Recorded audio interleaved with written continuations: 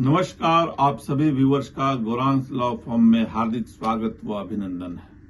आज का विषय है एनजीओ क्या है, यह कितने प्रकार का होता है तथा इसके रजिस्ट्रेशन में क्या क्या आवश्यक कागजात लगते हैं, इसके रजिस्ट्रेशन की प्रक्रिया क्या है। मित्रों, एनजीओ का मतलब नॉन गवर्नमेंट ऑर्गेनाइजेशन यानी गैर सरकारी संस्था होता है। गैर सरकारी संस्था यानी वैसे व्यक्तियों का समूह जो समाज के लिए सामाजिक हित में कार्य करने हेतु तत्पर हो, जिसका उद्देश्य समाज के गरीब, वंचित, लाचार, वृद्ध एवं असहाय व्यक्तियों के लिए कार्य करना होता है। साथ ही साथ जिससे समाज एवं सरकार के सहयोग से वंचितों के जीवन स्तर में सुधार हो सके, वह गैर सरकारी संस्था कहलाती है। इसके कितने प्रकार होते हैं? मुख्यतः भारतवर्ष में इसे 3 प्रावधानों के साथ संचालन करने की व्यवस्था की गई है, जिसमें एक सोसाइटी रजिस्ट्रेशन एक्ट 21/1860 प्रमुख है।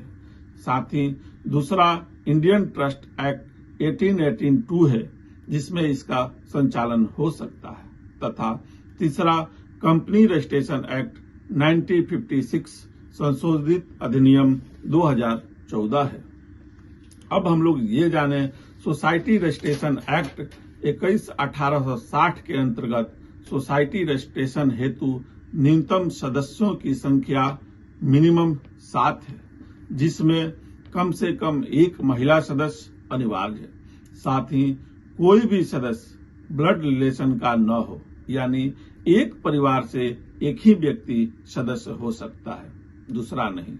सदस्यों की संख्या बढ़ाई भी जा सकती है, यानी न्यूनतम सदस्यों की संख्या 7 है, अधिकतम अपने अनुसार रखा जा सकता है। परंतु जब भी सोसाइटी के सदस्यों की संख्या होगी, वह विषम संख्या में ही होगी। जब सदस्यों की संख्या का निर्धारण हो जाएगा, उसके बाद दूसरा प्रमुख कार्य उन सभी सदस्यों में से अध्यक्ष, उपाध्यक्ष, सचिव, उप सचिव, कोषाध्यक्ष के चुनाव करने की बारी आती है। जब सर्वसम्मति से आम सभा के द्वारा कमेटी के पदाधिकारियों का चुनाव संपन्न हो जाता है, तो उसके बाद संस्था के रजिस्ट्रेशन हेतु रजिस्ट्रेशन का भार किन्हीं सदस्य या पदाधिकारी के ऊपर सौंपा जाता है।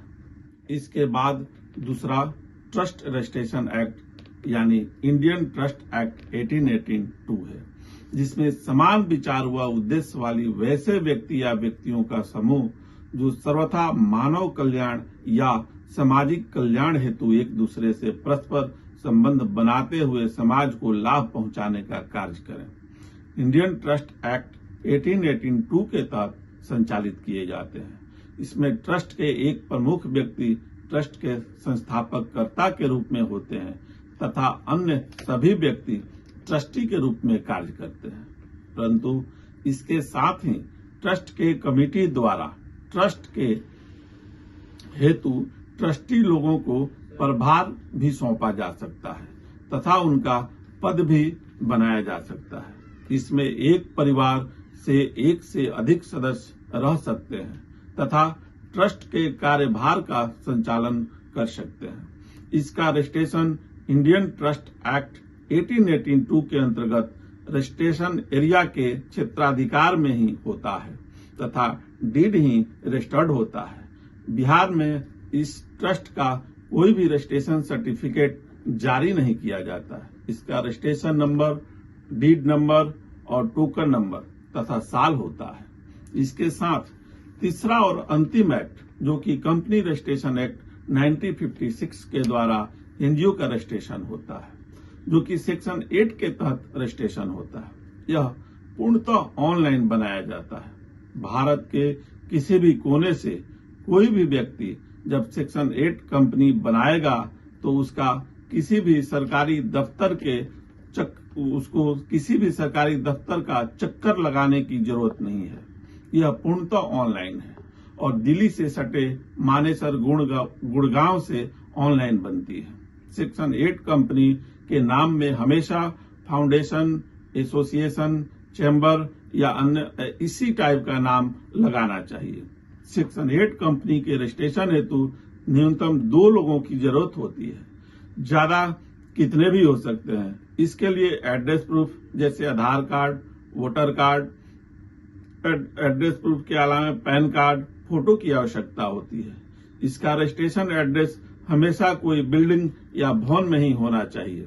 इसका उद्देश्य हमेशा विज्ञान, शिक्षा, धर्म तथा पर्यावरण एवं समाज के उत्थान हेतु ही किया जाना चाहिए। इस प्रकार एनजीओ को इन 3 प्रावधानों के अनुसार ही रजिस्ट्रेशन कराकर संचालित किया जा सकता है। मित्रों, आपको मेरा यह वीडियो कैसा लगा आप कमेंट सेक्शन में कमेंट करके जरूर बताइएगा तथा चैनल को लाइक एवं सब्सक्राइब करना न भूलिएगा। धन्यवाद।